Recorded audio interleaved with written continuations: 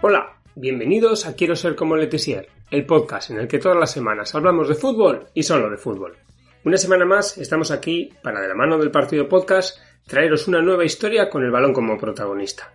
Antes de empezar, quiero aprovechar para dar las gracias a nuestros mecenas. Sin ellos, este proyecto no podría seguir siendo tal y como es decir, libre e independiente. Ya sabéis que si queréis apoyarnos, sois más que bienvenidos a hacerlo, bien a través de iVoox o a través de nuestra web www.elpartidopodcast.com. Y si tenéis cualquier duda, podéis contactar con nosotros a través de nuestras redes sociales. Por muy poquito al mes, puedes acceder a un montón de contenido exclusivo y más cosas que están por venir. Si nos sigues, ya sabes lo que vas a encontrar, y si nos acabas de descubrir, verás que tenemos una manera de hacer las cosas, nuestra manera de hacer las cosas, y seguiremos haciéndolas así. Por eso, por vuestro apoyo, queremos daros las gracias y de paso pediros que recomendéis este y todos los podcasts que forman el Partido Podcast a vuestros amigos, familiares, vecinos. Sin más preámbulos, empezamos. ¿Quieres ser como Letizier?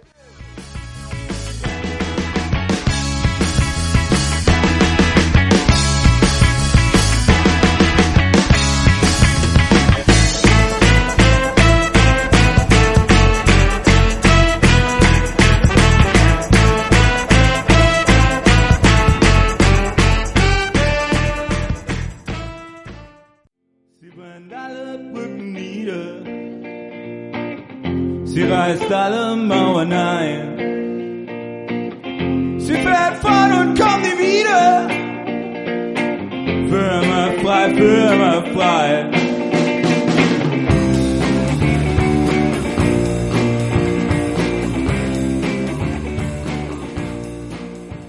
Hubo un tiempo en el que los equipos no estaban plagados de extranjeros. Hubo un tiempo en el que los futbolistas procedentes de otros países realmente marcaban la diferencia. Uno puede recordar, por ejemplo, el FC Barcelona, que ganó su primera Copa de Europa en Wembley en 1992. Aquel equipo, dirigido magníficamente por Johan Cruyff, a quien por cierto ya va siendo hora de dedicar un capítulo por aquí, contaba en su nómina con Ronald Koeman, Risto Stoichkov, Michael Laudrup y Richard Bisge. Poco después llegaría Romario, en lugar de un Bisge que no tuvo demasiada suerte con las lesiones. ¿Y os imagináis el dilema que suponía para el técnico tener que dejar fuera uno de ellos? Bendito problema, que dirían algunos. Pero lo cierto es que en aquellos años las direcciones deportivas tenían que acertar, tenían que centrar sus esfuerzos en acertar con esas incorporaciones. No se podían permitir errores. Imaginaros un equipo luchando por el descenso que invierte un montón de dinero en un futbolista que no da la talla y encima tiene que cargar con él. En fin, eran otros tiempos. Luego llegaría la ley Bosman y todo cambió. Ese debate daría para largos, ¿verdad? Hoy vengo a hablaros de varios de esos futbolistas que llegaron a equipos europeos antes de la ley Bosman, cuando acertar en la diana podía suponer un salto cualitativo más que importante. Los futbolistas de los que voy a hablar hoy tienen un origen común y lejano, lo que los hace, a mi juicio, más atractivos, ya que entonces el fútbol era muy distinto, aunque me imagino que los agentes y representantes se moverían igual que ahora. El caso es que estos jugadores llegaron a Europa desde Oceanía, ya que entonces Australia todavía pertenecía a la OCF, la Confederación de Fútbol de Oceanía.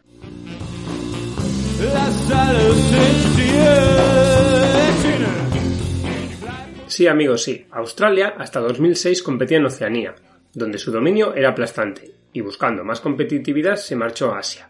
Pero esa es otra historia y me voy del tema. Hoy quiero hablaros de unos cuantos futbolistas australianos que aterrizaron en Europa en la década de los 80-90 y dejaron huella. Quiero empezar hablándoos de Winton Rufer, que aunque es neozelandés, me vais a permitir que haga una pequeña trampa y lo incluya en la lista, ya que creo que su paso por Europa fue lo suficientemente importante.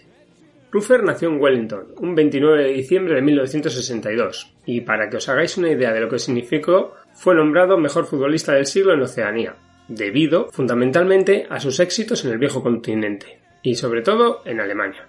Enrolado en el Werder Bremen, conquistó 4 títulos y fue el máximo goleador de la Champions League en la temporada 1993-94. Pero vamos a ir un poco más despacio para conocer mejor a este delantero que jugó y tuvo un papel relevante el Mundial de 1982 en España en la primera presencia en la cita de los kiwis. El delantero, cuyo ídolo era Pelé, dio sus primeros pasos en su país natal, en clubes como el Stopout o el Wellington Diamonds.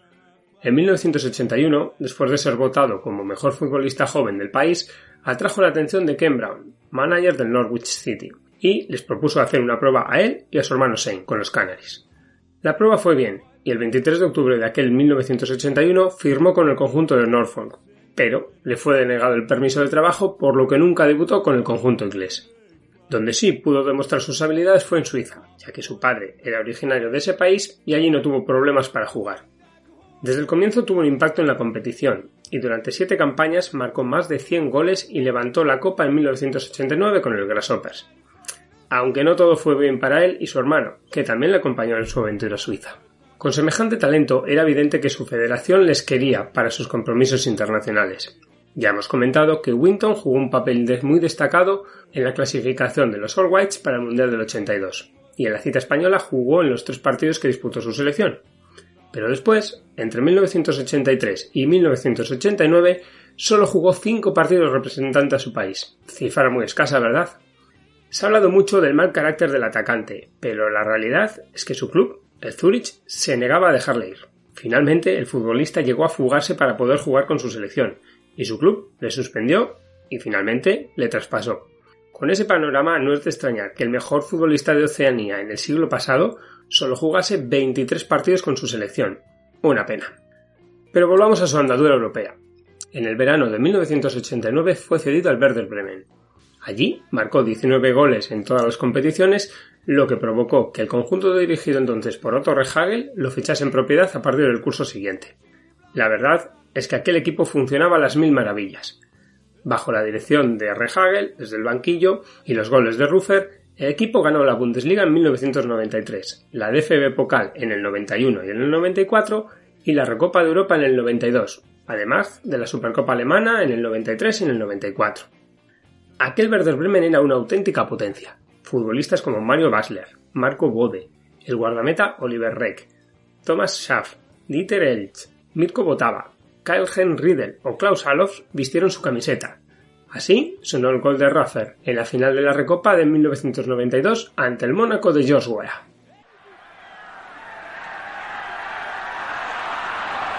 Allofs. Vorteil.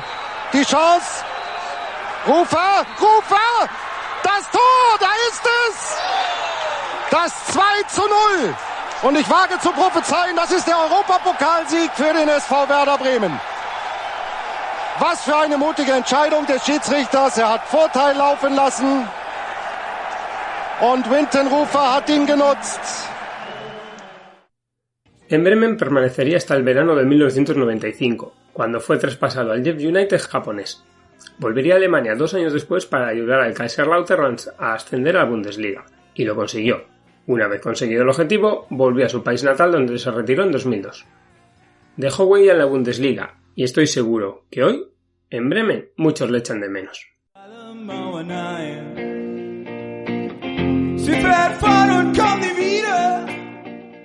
El segundo futbolista que traigo hoy a Quiero ser como Letizia es Frank Farina.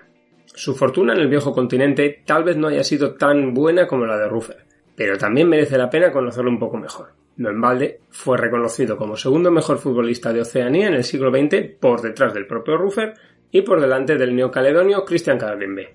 Farina nació en Darwin el 5 de septiembre de 1964, y la verdad es que no era un futbolista poderoso físicamente, pero es muy inteligente y habilidoso.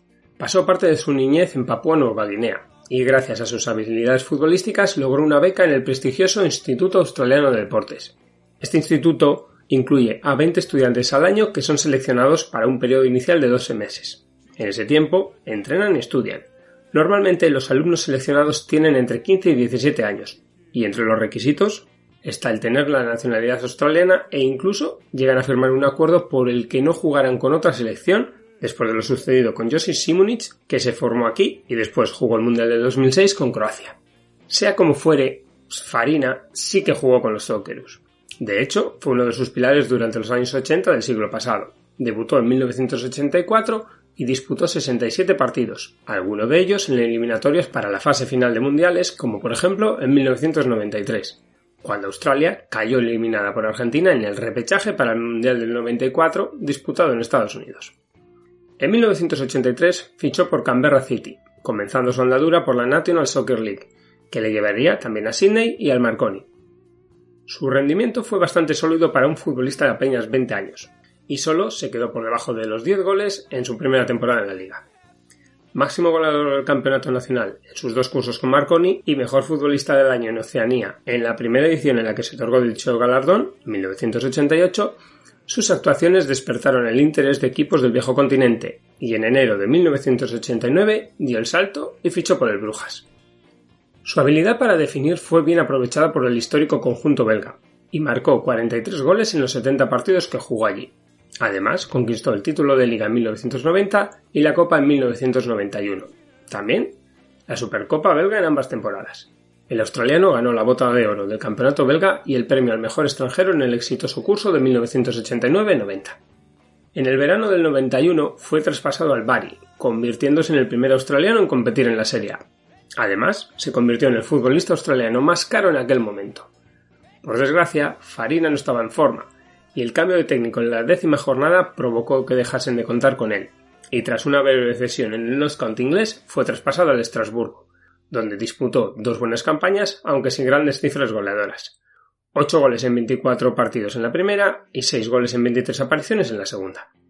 Su última temporada en Europa fue en la 94-95, enrolado en las filas del Lille, donde marcó 6 goles que sonaron así. Alors que Libo peut appeler Olagnier. Corner de Bonalaire et tête et but. But de Farina sur ce corner de Thierry Bonalaire. C'est le 3e but cette saison de l'ancien Strasbourgeois. Franck Farina qui va venir, regardez, s'insérer dans la défense, passer entre Blanc et Coupet et dévier cette balle de la tête pour le premier but lillois.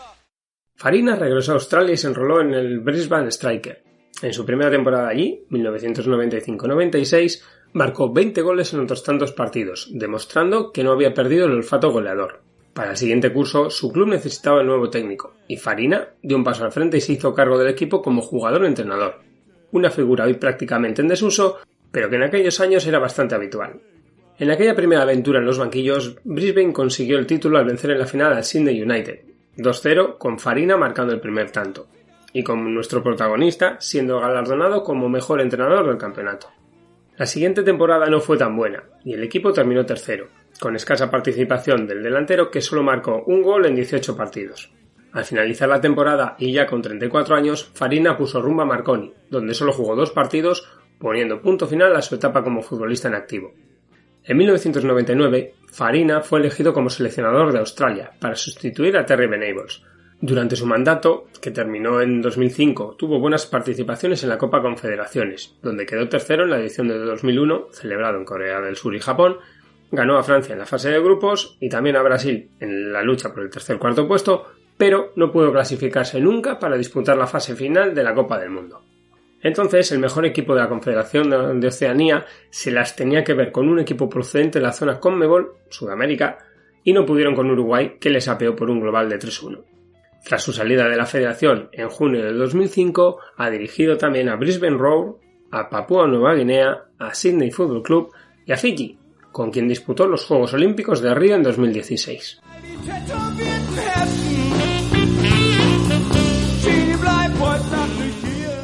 Nuestro último protagonista es algo más joven, pero también dejó huella en el fútbol europeo, más concretamente en el fútbol británico. Primero en Escocia y después en Inglaterra. Es Mark Viduka.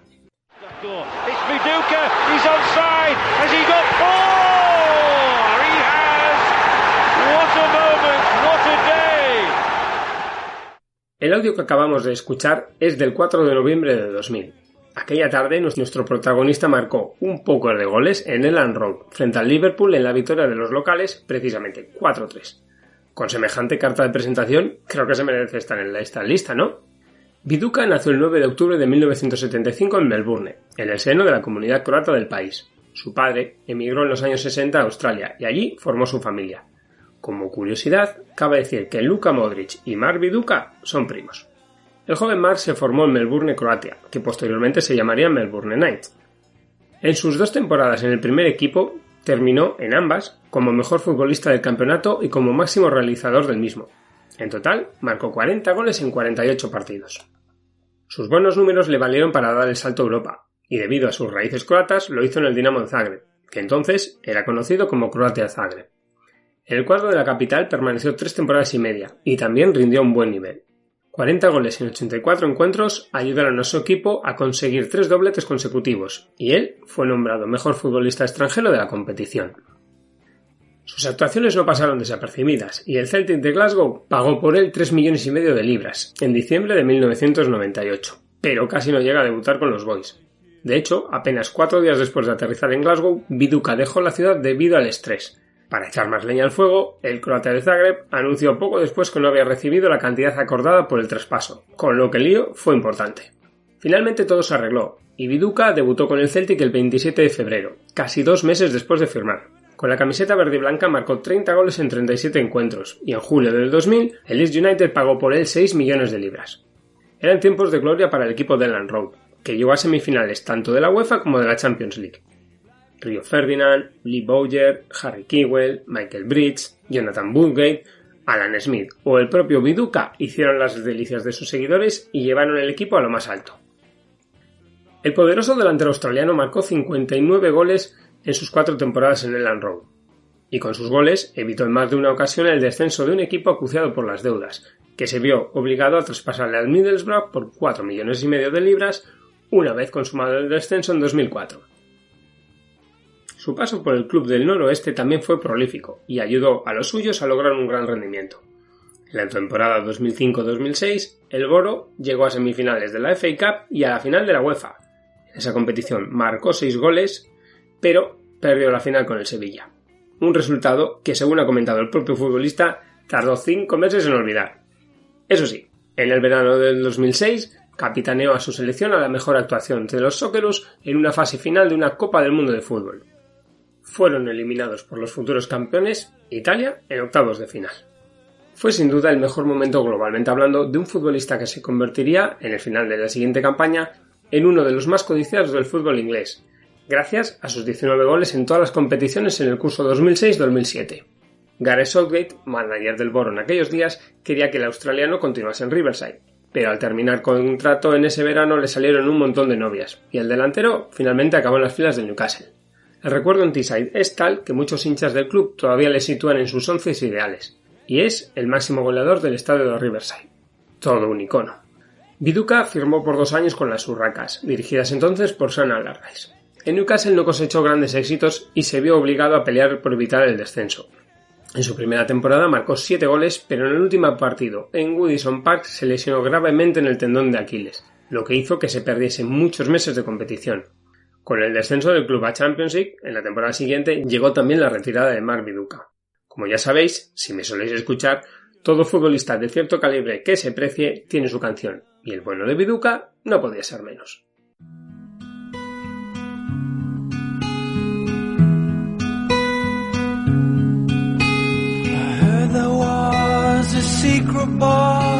Southgate dreamed it would beat them all. You don't really play the long ball, do you?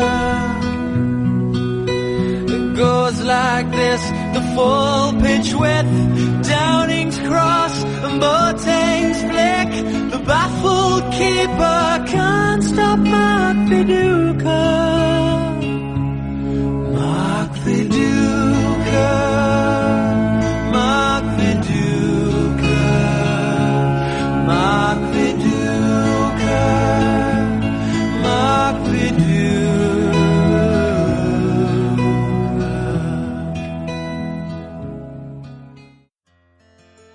Cell phone tucked under your pillow, it makes me jump sleep,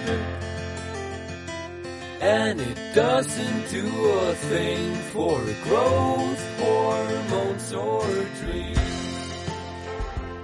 Llegamos al final de un nuevo capítulo de Quiero ser como Letizier, y como siempre lo hacemos de la mano del Whippos de Dark Rocks. Espero que os haya gustado el capítulo de hoy descubriendo a estos 3 auténticos pioneros de un fútbol tan desconocido como es el australiano y el neozelandés. Espero vuestros comentarios y sugerencias en iBooks, en mi Twitter, g_arteche, en Instagram o en la página de Facebook de Quiero Ser Como Letisier. También podéis conectar con nosotros en las redes sociales del Partido Podcast. Para escucharnos, además de iBooks, podéis hacerlo a través de Spotify, de la web www.elpartidopodcast.com o en quierosercomoletisier.blogspot.com. En el Partido Podcast queremos seguir creciendo. Para ello necesitamos de tu apoyo. Si quieres disfrutar de más de 12 horas de contenido premium, apóyanos. Por lo que te cuesta un café, puedes hacer que este proyecto se mantenga vivo y, sobre todo, independiente. Hoy nos vamos con una frase de Neymar. El crack brasileño afirmó en su momento: el secreto es creer en tus sueños, en tu potencial para que puedas ser como tu estrella. Sigue buscando, sigue creyendo y no pierdas la fe en ti mismo. Hasta la semana que viene.